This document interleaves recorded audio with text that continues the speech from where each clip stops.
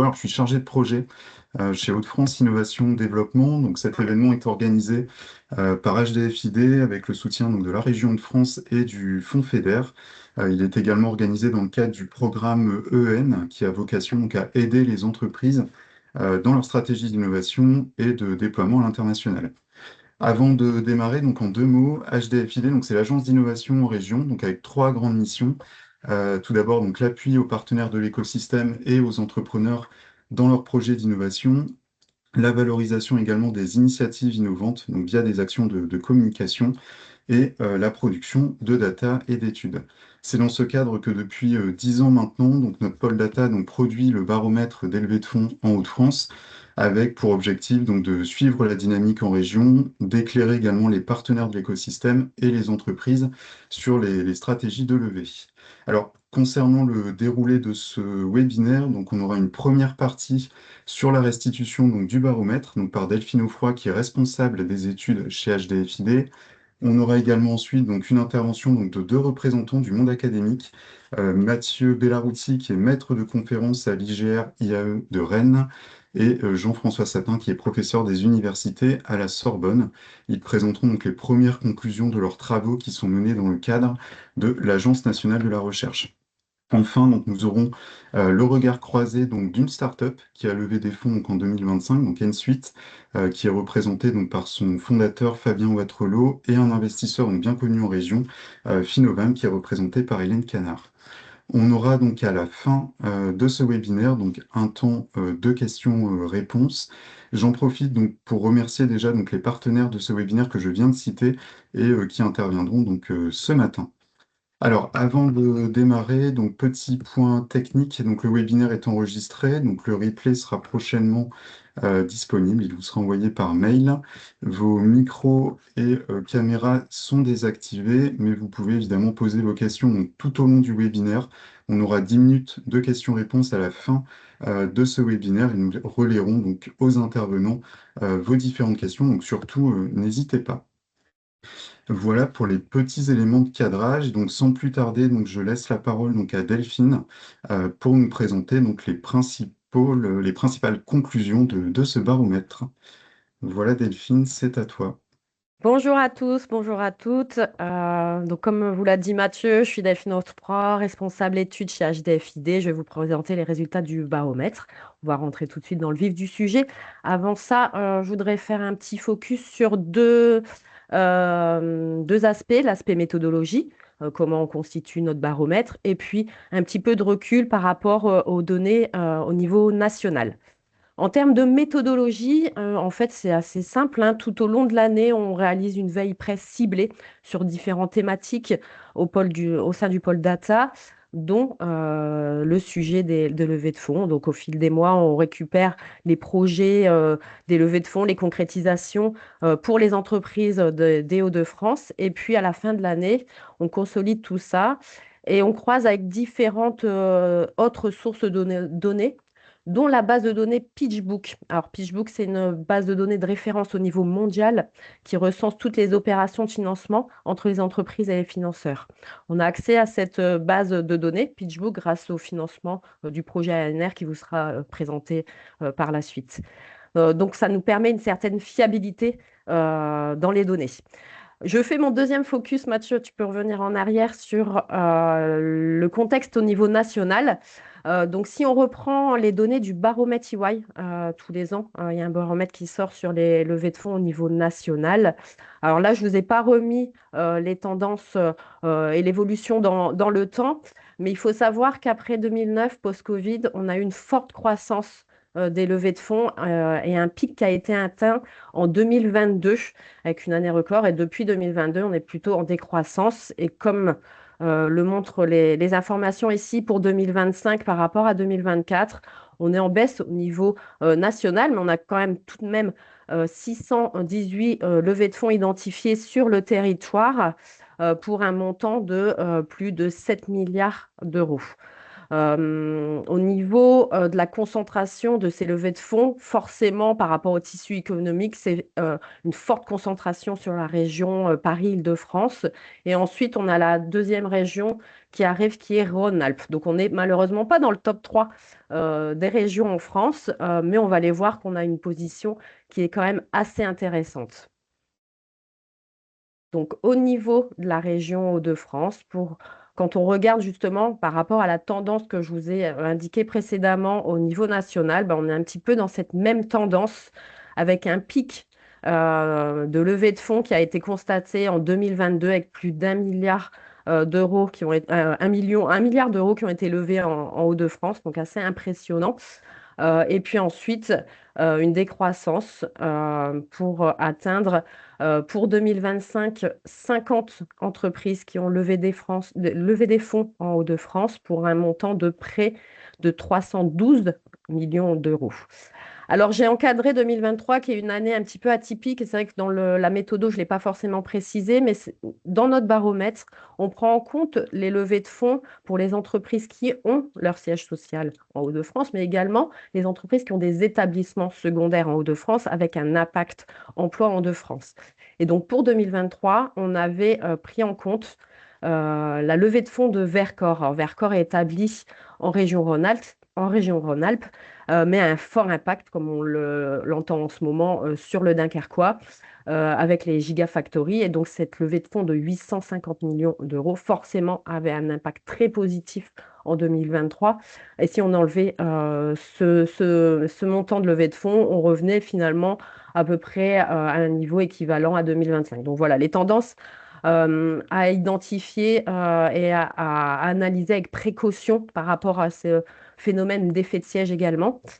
Sur 2025, on voit donc un niveau assez constant des niveaux du nombre de levées de fonds, 50 levées de fonds en Hauts-de-France, mais par contre, un montant moyen qui est en baisse, 6,1 millions d'euros par levée de fonds. Donc, on voit une certaine prudence avec des montants levés un peu plus faibles que sur les années précédentes.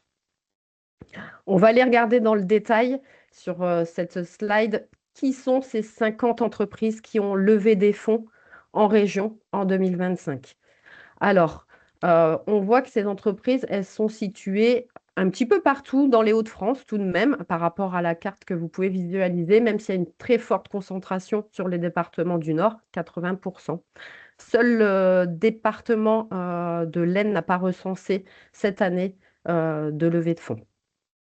Au niveau de la typologie de ces entreprises, on a plutôt des petites structures, 80% de TPE contre 20% de PME, même si on a quand même 6 entreprises qui ont levé des fonds qui emploient entre 50 et 100 salariés.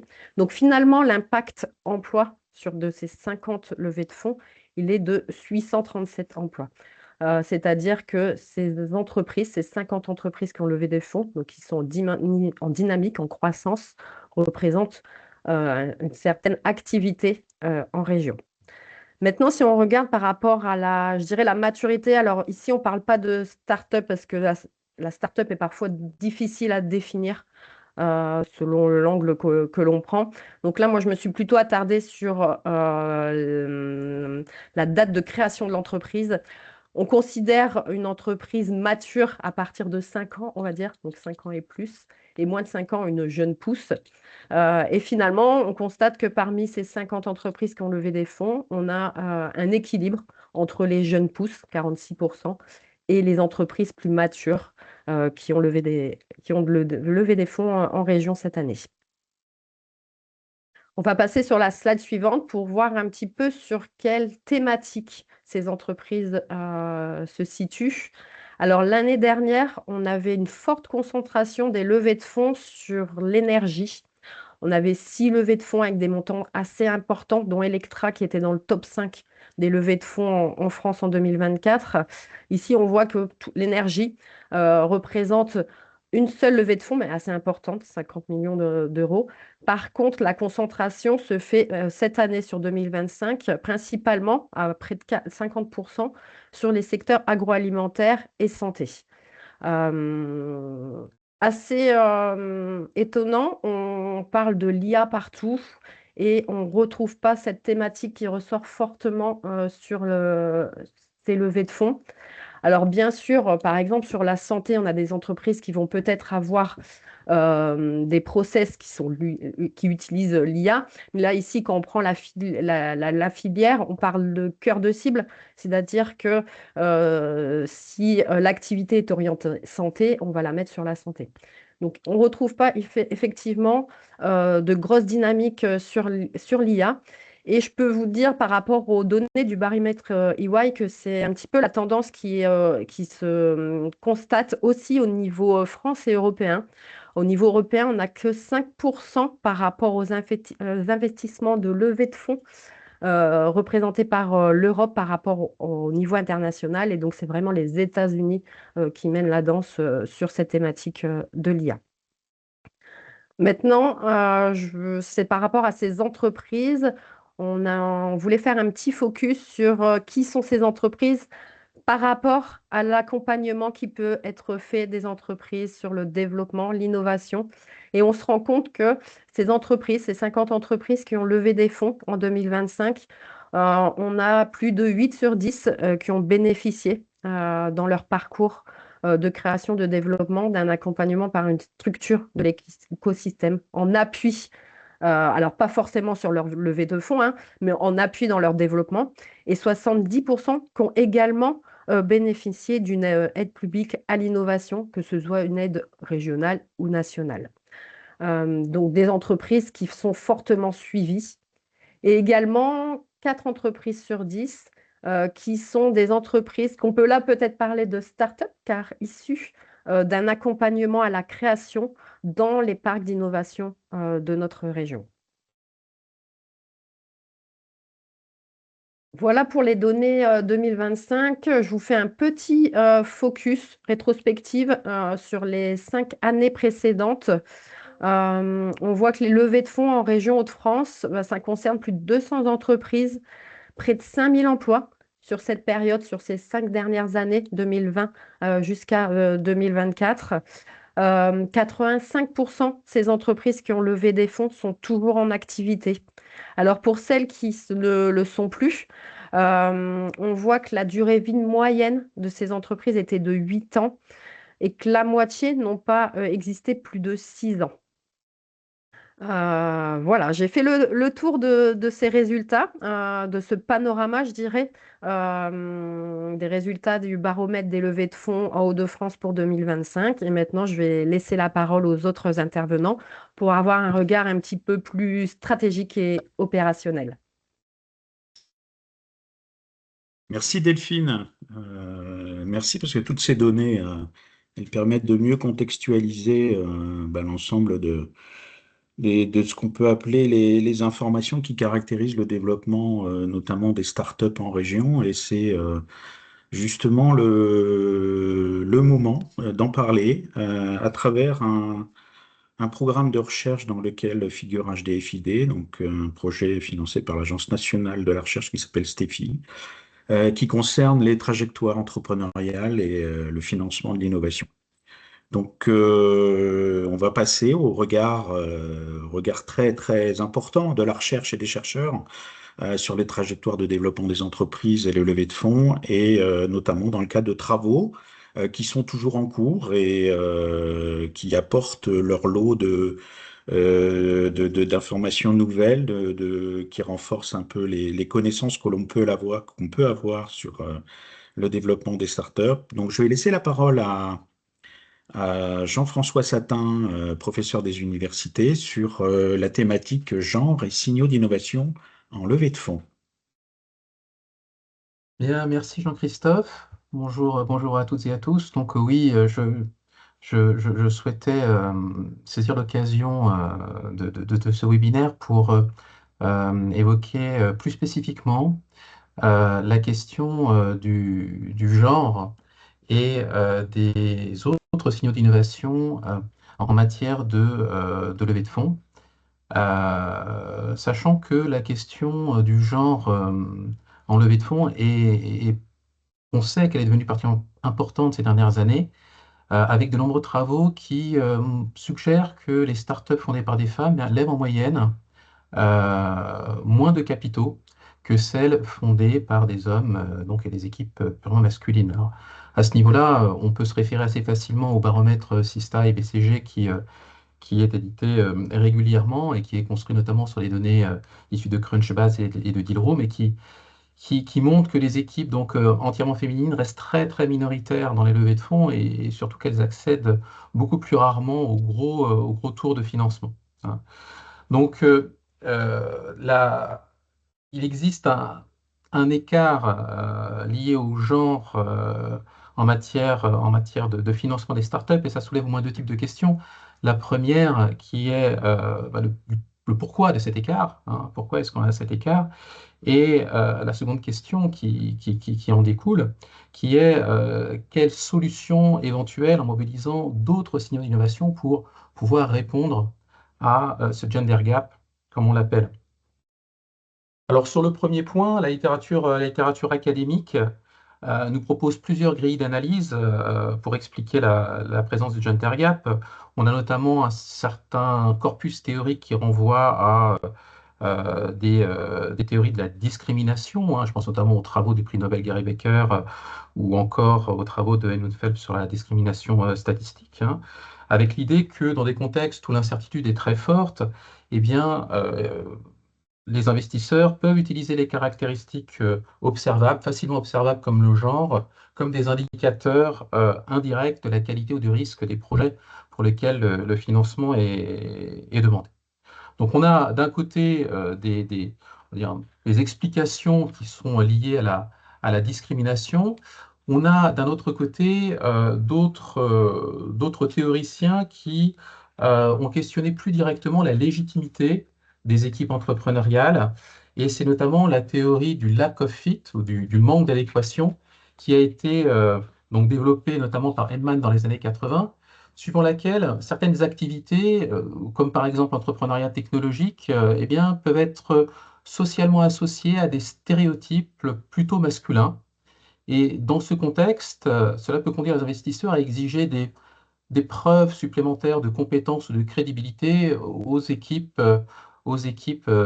dirigeantes féminines d'une part, et d'autre part, ça peut aussi conduire à une certaine forme d'autocensure de la part des dirigeantes de start-up, hein, et c'est en matière de financement, et c'est un résultat qui est relativement transversal dans la littérature en entrepreneuriat et en finance entrepreneuriale, hein, avec parfois des projets qui sont pointés du doigt comme étant relativement moins ambitieux lorsqu'ils sont portés par des entrepreneurs plutôt que par des entrepreneurs. Et puis enfin, on a des travaux qui sont un peu plus récents qui suggèrent que les investisseurs eh bien, ont tendance à poser des questions qui peuvent être différentes suivant le genre des entrepreneurs, avec des questions qui sont plutôt orientées opportunités lorsque ils font face à des équipes d'entrepreneurs et des questions qui sont davantage tournées vers la prise de risque, vers la prévention des pertes lorsqu'il s'agit d'équipes féminines avec évidemment comme résultat à terme des décisions de financement qui peuvent s'en trouver un petit peu biaisées. Voilà. Donc,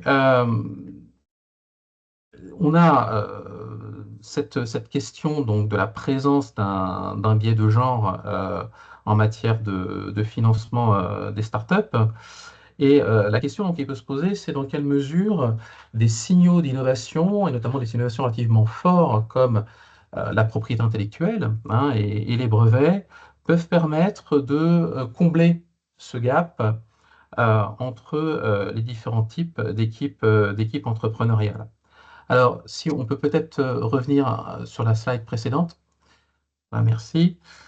Si on regarde le tableau qui est présenté ici, qui est issu des données PitchBook, eh bien, on s'aperçoit que, évidemment, les startups qui comprennent au moins un homme fondateur lèvent en moyenne davantage de capitaux que les startups euh, qui renvoient à une équipe comportant au moins une femme fondatrice. On voit aussi qu'il y a un effet important du brevet, mais il n'est pas forcément évident que le fait d'avoir un brevet contribue à diminuer l'écart entre les différents types d'équipes, hein. On a plutôt l'impression que cet écart perdure malgré le signal de brevet, le signal fort, hein, en termes d'innovativité de potentiel qui est envoyé avec le brevet, hein. Donc, cela suggère un certain nombre de questions et de remarques, hein, notamment relativement à l'interaction des signaux envoyés aux financeurs. euh, et cette question de l'interaction des signaux, de la cumulativité ou de la substituabilité des signaux est un élément important de la NR-STEFI, hein. Et par ailleurs, cela aussi pose des questions par rapport aux données, hein, qui sont présentes dans les différentes bases de levée de fonds, bases commerciales, et qui peuvent éventuellement comporter un certain nombre de limites. Et ce sont ces limites justement que l'on a tenté de dépasser dans le cadre de l'ANR STEFI, hein, avec notamment un volet important sur la collecte de données qui consiste, enfin, qui repose sur un work package complet, hein, afin de bien justement dépasser l'incomplétude ou des bases commerciales qui existent par ailleurs. Donc notamment en recourant à une collecte de données via web scrapping et en se capitalisant sur des données extrêmement fines, notamment en matière de propriété intellectuelle, donc brevets, mais aussi marques et aussi autres types intellectuels. Donc c'est un travail qui a été largement porté par Mathieu, donc il pourra nous en parler, hein, sans doute plus en détail tout à l'heure. Alors ces données web scrappées, elles sont amenées à être complétées à la fois par un croisement avec les bases existantes et notamment PitchBook, et aussi par un questionnaire, hein, donc qui sera plus spécifiquement administré sur la région Hauts-de-France, hein, et qui devrait donc nous permettre d'avoir une analyse encore plus fine de la trajectoire de financement donc des startups régionales. Donc, ce que l'on peut dire lorsque l'on regarde les données que l'on a collectées sur la base du WebScrap, sur cette question-là, eh bien, c'est que on retrouve, hein, en regardant la moyenne des levées de fonds sur les 5 premières années de vie des différentes startups, on retrouve ce résultat, ce biais, donc avec pour autant des niveaux en termes de levée de fonds, des niveaux de levée de fonds moyens qui sont un peu plus élevés que ceux présentés dans le tableau ci-contre. Et ce que suggèrent nos premières analyses, vraiment sur la base de Triaplas, c'est que eh bien, le brevet a plutôt tendance à ne pas diminuer cet écart de genre entre les différents types d'équipes entrepreneuriales, voire aurait même tendance à l'accroître, hein. Alors, il s'agit de résultats qui sont extrêmement préliminaires et qui demandent à être confirmés encore, hein, sur la base d'analyses économétriques un peu plus détaillées, hein. Pour autant, puisque nous sommes sur un webinaire qui a quand même une certaine vocation didactique, on peut déjà dresser la liste des points d'attention et des recommandations que l'on peut faire à ces équipes dirigeantes, dans ces équipes de dirigeantes, pour prendre la mesure et éventuellement pouvoir répondre à ce biais de genre, hein, qui peut être relativement handicapant dès le départ, hein. Donc en matière de signaux d'innovation, ce que l'on peut dire, c'est qu'il est important d'investir dans les signaux d'innovation avec discernement, hein, c'est-à-dire à la fois investir sur les brevets, ce qu'on a regardé ici, mais aussi sur les autres types de propriété intellectuelle et notamment les marques, hein. On connaît l'effet de levier important des brevets, mais on a des travaux aussi un peu plus récents, hein, et je pense notamment à un rapport de l'European Patent Office, hein, qui montre qu'il y a une certaine cumulativité en matière de levée de fonds, hein, et de financement des startups, hein, entre les différents types de propriété intellectuelle, que ce soit les brevets, mais aussi notamment les marques, hein. Donc, investir dans les signaux d'innovation avec discernement, évidemment mobiliser des formes de certification externe, que ce soit des labels, des partenariats scientifiques, afin de réduire l'incertitude des investisseurs, avec la question de savoir si l'introduction de la mixité de genre peut être vue d'une certaine façon comme une façon indirecte de rechercher une certaine certification. Alors c'est une question qui est un peu en marge, un peu en marge ici, mais qui pourrait aussi être posée. Valoriser le capital humain de l'équipe fondatrice, c'est extrêmement important. Capital humain, on a des données relativement précises à ce niveau-là, à la fois sur le parcours des entrepreneurs et des entrepreneures, mais aussi au niveau de leur expérience managériale et entrepreneuriale, en gardant en tête toutefois que la littérature suggère qu'il peut exister des biais euh, d'interprétation, on va dire, de ces différents signaux, hein. Et je pense notamment à certains travaux qui pointent l'impact différencié que peut avoir l'expérience managériale sur la perception des investisseurs suivant le genre de l'entrepreneur considéré. Voilà. Merci Jean-François. Excuse-moi, hein, on a beaucoup Oui, d'intervenants derrière toi. Je me permets de te couper, mais pour que tout le monde puisse s'exprimer, est-ce que tu as une petite phrase de conclusion rapide? eh Et ben, puis, oui, eh bien, alors donc on a ces différents éléments. On est sur un projet qui est relativement prometteur ici euh, et donc merci beaucoup à tous pour votre attention. merci à toi. Je vais laisser la parole maintenant à Mathieu, maître de conférence à l'Université de Rennes, dans la suite de ce qui concerne les fameux signaux d'innovation. Je te laisse la parole, Mathieu.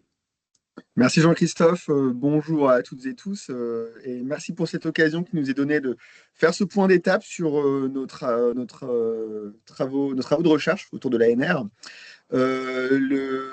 Les données qu'on va vous présenter aujourd'hui, du moins sur cette partie, portent sur deux aspects du projet, à savoir l'analyse de la trajectoire des jeunes entreprises innovantes, mesurée d'abord sur la dynamique financière, à savoir les levées de fonds, puis des aspects qui sont associés à la pérennité des entreprises, c'est-à-dire leur survie. Juste pour rappel, mais ça a été évoqué par Jean-Christophe et Jean-François, l'ambition du projet STEFI, c'est véritablement de mettre en évidence les caractéristiques distinctives des jeunes entreprises innovantes qui vont jouer sur le succès de ces projets entrepreneuriaux. Avec des attentes assez fortes, d'abord en termes de potentiel de valeur, on sait qu'une entreprise innovante, si est un succès, aura des retombées importantes en matière de création d'emplois et de création de richesses de façon générale, mais également aussi en termes de service à la société. On évoquait tout à l'heure en propos liminaire le projet, du moins la start-up Electra, bien, dans son travail d'électrification des usages, il y a nécessairement un apport très fort dans le processus de décarbonation. Et donc, toutes ces attentes autour de la jeune entreprise innovante nous amènent à s'y intéresser, d'autant qu'elles sont particulièrement fragiles, avec des taux de survie, on avait évoqué là encore en propos liminaire, qui sont inférieurs à 60%, voire à 50%. Pardon. Donc, nous, on a voulu s'intéresser véritablement à ce qui allait expliquer leur capacité à ces entreprises à pouvoir accumuler des ressources dans les premières années, en particulier des ressources financières, pour achever leurs projets d'innovation et atteindre une pérennité, une maturité, en fait, tomber dans le giron des entreprises un peu plus classiques. Et ça pose deux difficultés majeures. La première, c'est que travailler cette question, ça nécessite de pouvoir identifier des faits stylisés, un modèle un peu répétitif de jeunes entreprises innovantes. Sauf que souvent, on est confronté à des populations extrêmement hétérogènes. Si je prends un domaine d'activité stratégique comme la santé, on peut avoir dans ce domaine à la fois la production de nouveaux traitements, mais également la production de données, de suivi, de trajectoires de patients. Et donc, on est vraiment sur deux dimensions très différentes en matière d'investissement. Puis, il y a une autre difficulté, c'est la difficulté d'accès aux données. D'abord, la population est réduite par nature, et puis en plus, il y a un secret des affaires qui est accru, et particulièrement quand on travaille sur les levées. Et donc, j'ai envie de dire, l'aspect innovant, avec tous les risques que ça apporte de notre projet STEFI, mais c'est de combiner deux approches statistiques qui ont été évoquées. une approche big data qui va consister à récupérer énormément de données au niveau national sur des trajectoires de jeunes entreprises innovantes, et une approche plutôt smart data, où on va rentrer dans le détail de trajectoires d'entreprise grâce au suivi fin de la région de France, notamment HDFID, qui nous permet de repérer des éléments un peu distinctifs à un niveau local et d'essayer de voir s'il y a des faits un peu répétitifs au niveau global. On veut tous essayer de capter des trajectoires un peu de licorne, mais le problème, c'est que des licornes, il n'y en a pas suffisamment pour pouvoir trouver des faits un peu récurrents qui permettraient de mettre une causalité entre un aspect du potentiel innovant et le succès de l'entreprise.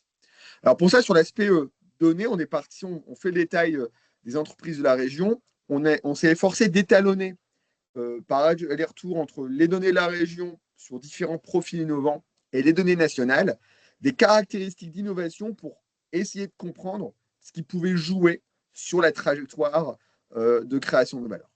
Là, sur les données de la région, dans le tableau qu'on a en partie inférieure de la slide, on a travaillé sur 2 groupes forts de la région. Un groupe d'entreprises incubées, parfois très innovantes. Il y a notamment parmi elles 95 jeunes entreprises universitaires et des entreprises à potentiel d'innovation, qui a un effectif moindre, mais qui a un dynamisme d'innovation. Alors, je souligne qu'il y a une erreur dans mon tableau, je vous prie de m'en excuser, mais l'âge médian des entreprises incubées est de 6 ans et 3 mois, et l'âge médian des entreprises à potentiel d'innovation est de 16 ans et 3 mois. Il faut intervertir la valeur. Ce qu'on observe d'emblée lorsqu'on travaille sur ces entreprises, c'est qu'il y a un taux de mortalité des entreprises de la région très innovantes qui est très fort, alors qui est un peu inférieur à la moyenne nationale, quand même à âge équivalent. Mais quand on regarde, on a, en comparant les 2 groupes, 258 entreprises disparues parmi un échantillon de 1437, enfin, du moins qui ont eu des problèmes de défaillance, contre 28 sur les entreprises à potentiel. Alors, ces entreprises à potentiel sont plus matures, ce qui explique une mortalité moindre. Mais il y a un élément qui est frappant, c'est quand on regarde les trajectoires de mort en détail, on observe que lorsqu'il y a une procédure de faillite pour une entreprise, il y a rarement du redressement ou de la sauvegarde pour l'entreprise très innovante. Ça passe directement à la liquidation. C'est déjà un premier constat d'étonnement. Maintenant, si on regarde les différences moyennes entre ces groupes, mais on ne normalise pas à ce stade pour les différences d'âge, on observe qu'il y a des différences de brevets notables, mais sur les qui sont plutôt à l'avantage des entreprises à potentiel d'innovation, mais sont plus anciennes, elles ont pu achever l'innovation. Mais quand on regarde la dynamique en matière d'innovation, de levée de fonds, excusez-moi, on a davantage de levée de fonds pour les entreprises incubées. J'insiste sur le fait qu'on est sur une sous-estimation de levée de fonds. On a travaillé sur essentiellement les fils info-presse qu'on a retraités et à partir de 2019 uniquement, et sur une sous-population des entreprises suivies par Hauts-de-France Innovation Développement. Ce n'est pas la globalité de ce qui est suivi. J'insiste aussi sur le fait que lorsqu'on reprend dans le processus Big Data l'ensemble des procès-verbaux des entreprises, notamment en matière d'augmentation de capital, on observe qu'il y a probablement plus de levée de fonds qu'on est en capacité de le tracer avec nos différents outils de collecte d'analyse. Alors, si en tout cas, on analyse à la fois la survie, donc ces 226, notamment entreprises disparues en Hauts-de-France, et les levées de fonds, les 221 pour les entreprises incubées, et qu'on analyse de manière séquentielle les incubés à potentiel innovation et qu'on fait un aller-retour avec ce qu'on a sur les données nationales, dont je ne vous donne pas les statistiques descriptives ici, on observe dans la slide suivante les faits marquants en matière de levée de fonds d'abord, qui indiquent que quand on a des caractéristiques innovantes, le fait d'être incubé, le fait d'avoir un lien fort avec des organismes de recherche, c'est plutôt des facteurs qui seront favorables. Le fait d'avoir été à iLab, d'être une JEU, d'avoir des liens, d'être référencé dans les bases du CNRS, c'est des choses qui ressortent généralement positivement avec la levée de fonds. Et on observe également que l'intervention régionale, c'est-à-dire le rôle de l'accompagnement des Hauts-de-France sur le suivi de ces entreprises, favorise fortement les levées de fonds. Et plus l'intensité d'aide est élevée, plus ça va favoriser les levées de fonds en deuxième étape. En matière de signaux de propriété intellectuelle qu'on peut objectiver, des choses assez attendues, les brevets et les marques en vigueur sont plutôt des facteurs favorisant la levée de fonds, alors que les dessins et modèles, là encore, ressortent, mais plutôt négativement. Et cette dynamique en matière de propriété intellectuelle est une question qui reste ouverte. Il y a des stratégies qui sont adoptées par les entreprises, de déposer, de ne pas déposer, de combiner marques et dessins et modèles ou brevets, sachant que ça peut donner lieu à des stratégies de combinaison, au contraire de spécialisation sur un aspect de la propriété intellectuelle. Fait surprenant, mais qui permet d'illustrer aussi la difficulté qu'on peut avoir, aussi bien en recherche qu'en suivi des entreprises innovantes. Les entreprises qui lèvent des fonds ont tendance à ne plus déposer leur comptabilité. Elles ne vont même pas le déposer avec une clause de confidentialité, elles ne déposent plus du tout, donc elles sortent véritablement des radars. Et c'est une vraie difficulté lorsqu'on veut réaliser l'accompagnement des entreprises, leur identification.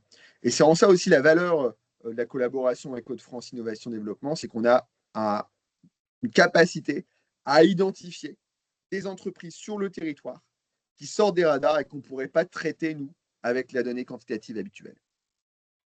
Si on bascule sur la survie, on va avoir un résultat un peu à contre-pied des levées de fonds. On observe que le fait d'avoir un profil innovant, ça favorise la levée de fonds. Et ce n'est pas parce qu'on accumule les levées de fonds et qu'on a une croissance financière, une dynamique positive, qu'on va forcément atteindre la pérennité. Quand on regarde sur les moyennes des données incubées, aussi bien les incubés que les JEU, on a des taux de mortalité sur la région qui sont entre 10% à 3 ans et plus de 50% à 10 ans. On est un peu meilleur que la moyenne nationale, sur notamment les GEI qu'on a pu identifier.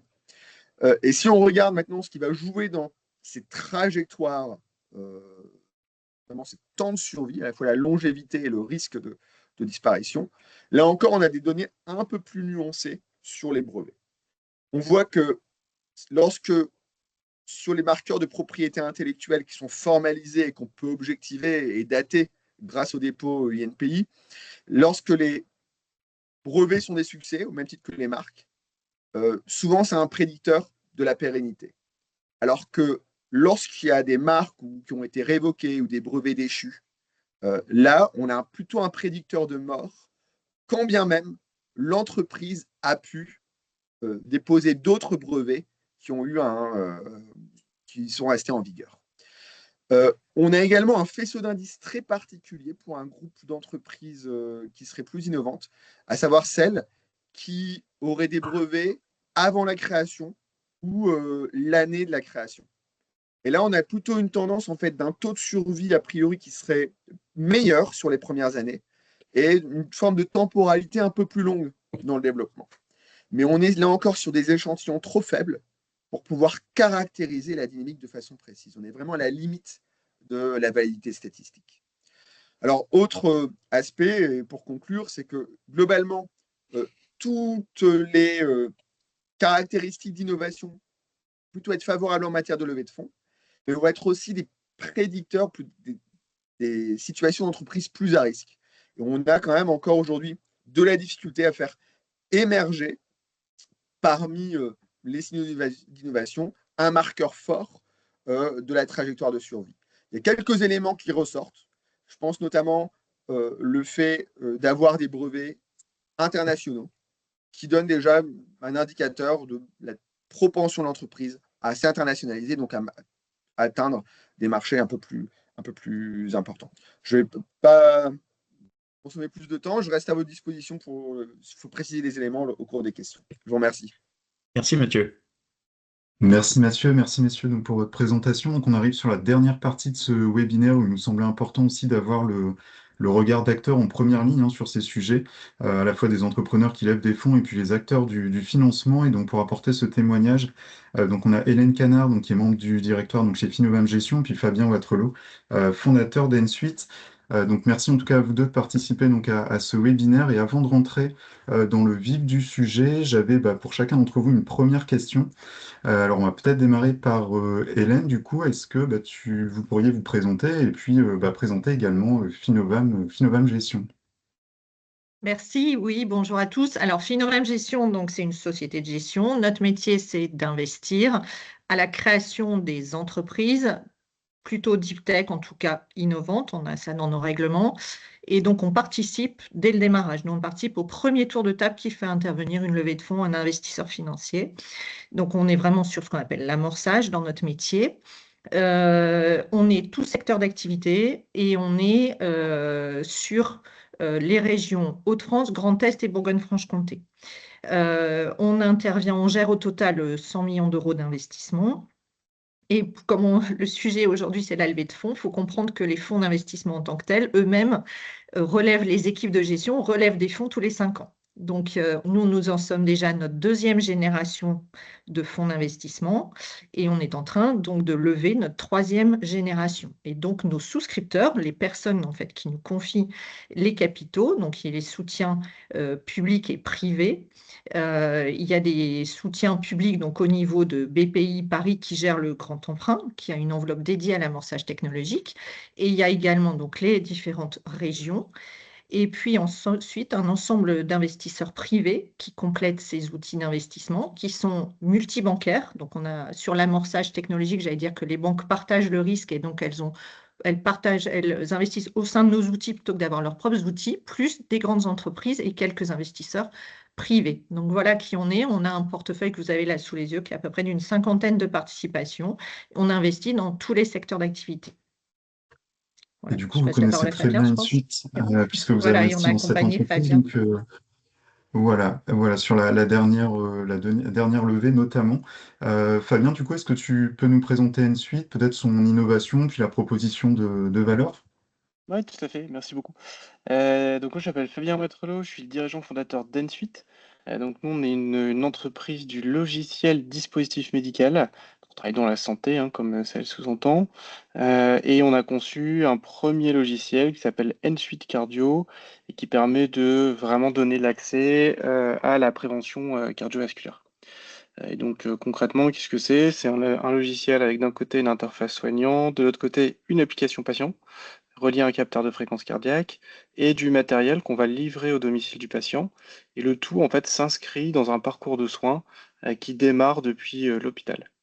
Et nous, on existe aujourd'hui parce que les maladies cardiovasculaires, c'est le premier fléau de santé partout dans le monde.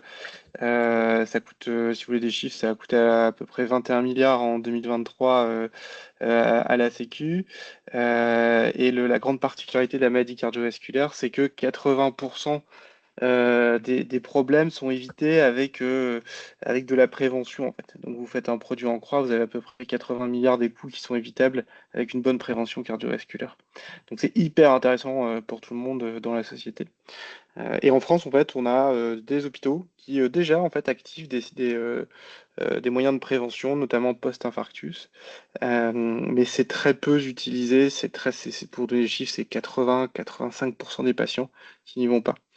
Et donc, nous, on a fait ce constat avec les médecins, avec la CNAM, avec les autorités de santé, et on a dit, ben, en fait, on peut optimiser le passage du patient à l'hôpital, faire en sorte de le renvoyer plus vite, plus tôt, et on va vérifier que tout ça, bah, ça fonctionne, et que ça permet de soigner mieux les gens et de faire des économies. Et donc, bah, nous, on est dans la santé, hein, donc on a mis 4 ans là, à faire ces études à peu près. Donc, Hélène est rentrée au premier tour, au moment où on en était encore en train de faire les dossiers. Et là, on a eu le résultat des études, les avis favorables, il y a à peu près 2 semaines. Et donc, voilà, notre technologie déployée dans le système de santé permet de faire 2 milliards d'économies à peu près. Donc ça commence à peser sérieusement. On est meilleur en tout que l'hôpital, c'est-à-dire qu'on prend 2 patients identiques, on les met dans un parcours à l'hôpital et on en prend un autre, on le met dans le parcours chez nous. Et le parcours chez nous, le patient en fait il retourne moins à l'hôpital, il va moins voir son médecin. Donc voilà, on a vraiment coché toutes les cases de la démonstration scientifique et médicale. Super, merci en tout cas pour ces premières infos. Et donc 2025, donc levée de fonds en Série A. Pour recontextualiser, est-ce que tu peux nous donner un peu les grandes lignes? Quel a été ton parcours de financement avant de réaliser cette levée? Et aussi quels étaient les objectifs du coup de cette levée 2025? Ouais, alors techniquement, c'est pas une série A. Donc nous, on a fait un premier tour, on peut dire de précis, en equity d'environ 700 000 euros avec Hélène, notamment en 2022.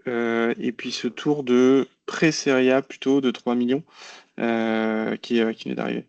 Et ce tour, à quoi il nous a servi? Bah, tout simplement, il nous a servi à aller au bout de nos preuves, donc démontrer ce qu'on vient de vous expliquer.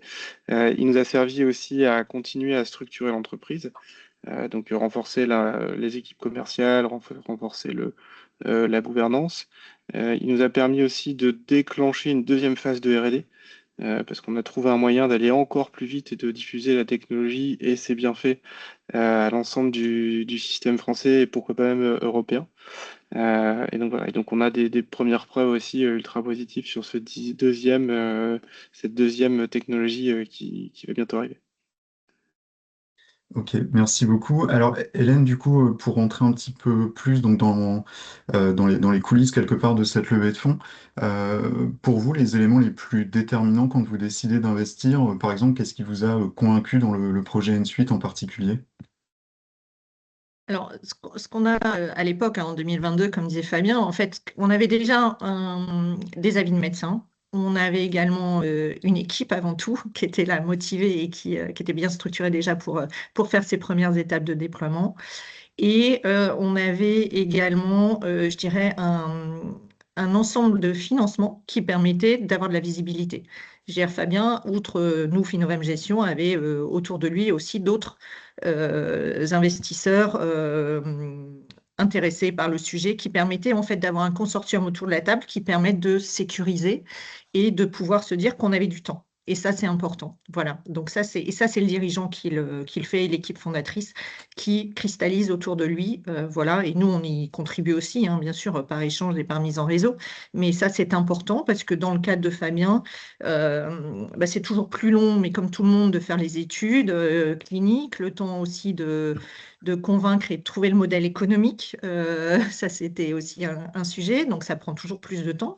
Donc, dans le cas de Fabien, dans le cadre de la structuration de cette pré-série A significative, hein, de 3 millions, qui est vraiment une belle série A, et ben derrière, il fallait bridger entre-temps, il fallait soutenir l'entreprise, lui laisser le temps de structurer aussi ces aspects-là, parce qu'aujourd'hui, dans le contexte, ça prend aussi plus de temps. Donc, c'est tout ça qui fait qu'on y va. Et que l'équipe de gestion suit un dirigeant. Et justement, donc, sur la manière, toi, Fabien, dont tu as vécu cette levée, alors, on compare souvent la levée de fonds à un marathon, où il faut à la fois gérer bah, du coup le business, préparer sa levée, faire le roadshow. Comment toi, tu as géré ça? Comment tu as pu sécuriser ton parcours? Est-ce qu'il y a des partenaires qui ont pu t'accompagner aussi? Oui, tout à fait. Donc, on a fait le choix avec le board, hein, de prendre un lever pour cette deuxième levée, pour notamment répondre aux problématiques que tu évoquais. Donc, voilà, la levée de fonds, c'est un process, hein, comme un autre, donc il faut qu'il soit structuré, il y a des étapes, des incontournables. C'est là aussi on est bien content d'avoir un board parce que c'est le board qui a aidé à choisir le lever, à contractualiser avec lui. Donc voilà, et après, comment je l'ai vécu? Personnellement, je l'ai mieux vécu qu'au premier tour. Parce que justement, on avait ce lever, on avait un petit peu plus de choses à vendre. Ça reste compliqué, hein, c'est pas, voilà, lever des fonds, ça reste un process compliqué à part entière. Mais je me risquerais à dire que j'ai pris du plaisir. Voilà. Et donc, et finalement, ça s'est plutôt très bien passé. Je suis très très content de ce tour. On a vraiment des bons acteurs autour de la table qui nous aident, qui structurent et qui permettent vraiment de faire avancer la boîte. Super, merci en tout cas pour ces premiers éléments de réponse. Alors, du coup, Hélène, j'avais peut-être une autre question pour vous. Finalement, il y a effectivement ce sujet de la levée, et puis après, c'est une relation aussi dans le temps qui se construit avec l'entrepreneur. Comment ça se matérialise concrètement après l'investissement? Quel accompagnement vous proposez aussi aux entreprises? Oui, alors en fait, on joue tout simplement notre rôle d'actionnaire. On est actionnaire à côté du dirigeant, donc j'allais dire on est dans le même bateau et on échange vraiment très régulièrement.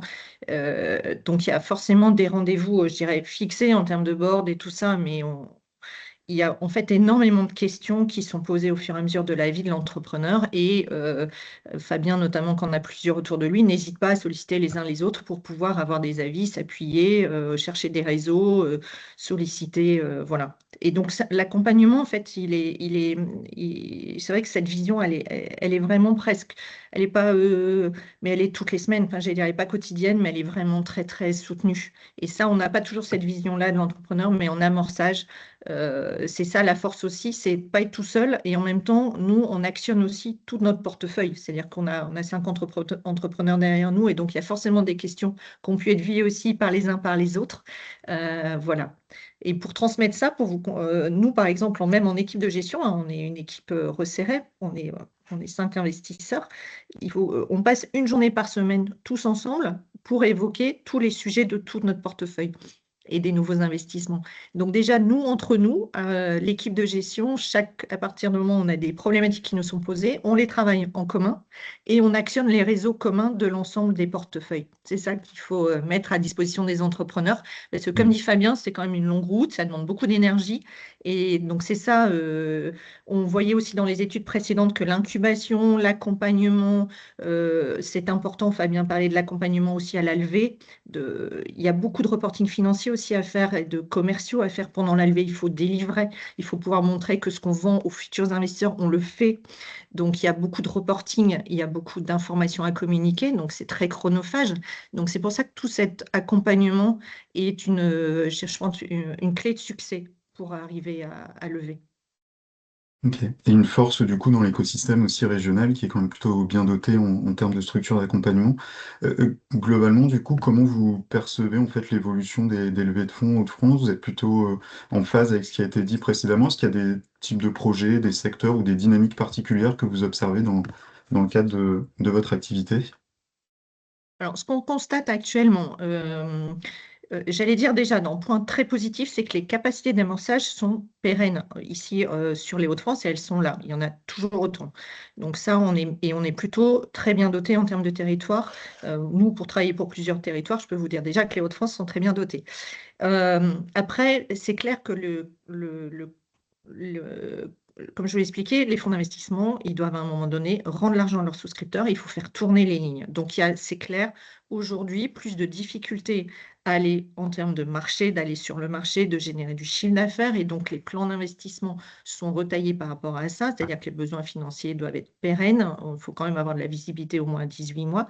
Et donc, il faut que les tours de table soient suffisants, qu'il y ait suffisamment d'acteurs de financement autour de l'entreprise pour pouvoir lever.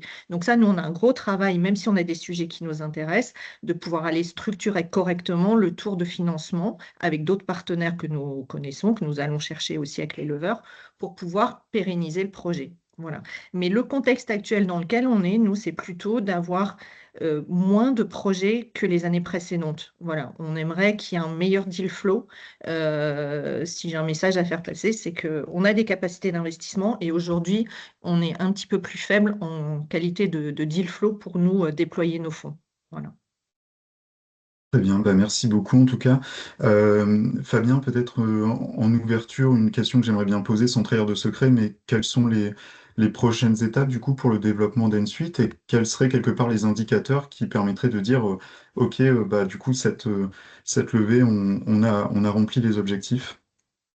Alors, il y a un indicateur de remboursement de R&D, pardon, de remboursement de prise en charge. Donc là, on a eu les avis favorables. Maintenant, il faut que voilà, les choses rentrent correctement dans la loi et qu'on puisse vraiment jouir pleinement de tous nos efforts. Ça devra arriver d'après les textes dans moins de 8 mois maintenant, d'après ce qui a été communiqué par le ministère. Donc on va se retrouver en fin d'année pour savoir si le timing a été respecté ou pas. Ça sera déjà un très très bon indicateur. Super, bah écoutez, merci. En tout cas, merci beaucoup à tous les deux pour vos interventions et puis bah, ces précieux conseils. On arrive sur la fin de ce webinaire et notamment la phase de questions-réponses. Alors, on a eu plusieurs questions dans le chat, donc on va pouvoir les relayer. Hop, donc je pense qu'il doit y avoir déjà des premiers retours, hein, Marie. Oui. Alors, j'ai une question de Pierre-Louis Robillard. Avez-vous des chiffres par secteur type d'activité et les ratios montant levé en dilutif, chiffre d'affaires ou fonds propres, montant non dilutif obtenu au préalable ou en parallèle. Je pense que c'est une question pour Jean-Christophe. Aussi précis que ça, à mon niveau, je ne l'ai pas. Je me tourne vers Mathieu, si à travers les bases de données auxquelles on a accès, on peut aller si finement dans la réponse. On peut le documenter sur certains secteurs, mais il y a beaucoup de données manquantes en fait. On pourra pas, on peut le faire pour un nombre important d'entreprises. Je peux vous le dire, nous, sur le niveau national, sur combien d'entreprises on était. Là, on arrivait à l'avoir au niveau national sur seulement 596 entreprises sur 10 ans. Donc, au niveau régional, il faudrait que je puisse filtrer. Bon, on n'aura pas quelque chose de représentatif. Ok, merci pour ce début de réponse. Alors, on a une autre question de Amaury Dupas de Willmove. Levant des fonds cette année pour ma société, je trouve difficile de lever des fonds lorsque l'on n'est pas sur la MEL, cohérent avec le slide présenté en étude par Madame Offroy. Qu'est-il prévu pour décentraliser les levées de fonds, par exemple en Picardie, et ne pas nécessairement tout concentrer autour de la MEL, ou faut-il être établi à Lille pour faire une levée? Je pense que Madame Moi, je peux Canard peut-être répondre. pouvait répondre. Oui. Nous, on a une personne qui est Thomas Bexan, qui est basé sur Amiens. Donc, vous voyez, sur les 5 personnes, on a une personne sur Amiens. D'accord. Alors, n'hésitez pas si vous Donc, il ne faut pas hésiter à le contacter, Madame. en effet. Ouais. Voilà. En tout cas, nous, on couvre sur l'amorçage, on est décentralisé, oui, tout à fait. Merci beaucoup. Alors, une question de monsieur ou madame Mérignac. Bonjour, pourquoi vous concentrez-vous sur les brevets qui ne sont qu'une infime signal de la capacité d'innovation de l'entreprise et en rien un signal de la capacité de l'entreprise à industrialiser et à aller sur le marché? Je peux répondre peut-être? Oui, allez-y. Et merci pour cette question. Effectivement, le brevet, ça fait partie d'un des signaux. Il y en a plusieurs qu'on a évoqués, notamment les liens avec les universités. On sait que c'est un marqueur qui est un peu insuffisant dans la mesure où tous les domaines d'activité ne peuvent pas déposer de brevet. Puis même certaines entreprises décident dans leur stratégie d'innovation de ne pas en déposer non plus, pour rester caché. On peut aussi identifier d'autres stratégies, des entreprises qui vont déposer des marques 3D et pas forcément un brevet pour essayer de protéger, avoir une forme de protection un peu renouvelable indéfiniment.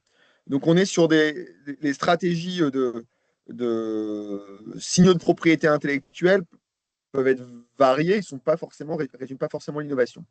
L'intérêt de travailler sur le brevet, en revanche, c'est d'avoir un marqueur formel et objectivé à un moment donné. Et on peut en plus rapprocher cet effort d'innovation de la date de création. Donc pour nous, ça fait partie des critères parmi d'autres, notamment le parcours du dirigeant est également un des éléments qui va permettre de caractériser le potentiel innovant d'une entreprise. Et l'idée, c'est plus de voir en fait s'il y a une forme de brevet particulier ou une configuration des signaux de propriété intellectuelle qui pourrait expliquer une trajectoire. Mais ça ne résume pas tout le potentiel innovant. Merci beaucoup. Une autre question pour Hélène cette fois-ci. Quel est votre ticket d'entrée minimum, s'il vous plaît? En mini, on est à 150 à 200 K.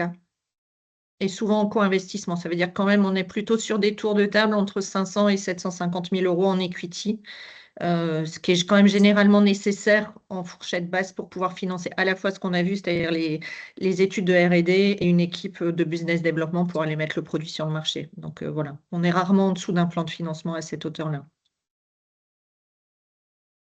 Très bien, merci beaucoup. Pour Delphine et Jean-Christophe, cette fois-ci, La présentation fait état que 82% des entreprises ayant levé des fonds en région en 2025 ont bénéficié d'un accompagnement par une structure de l'écosystème.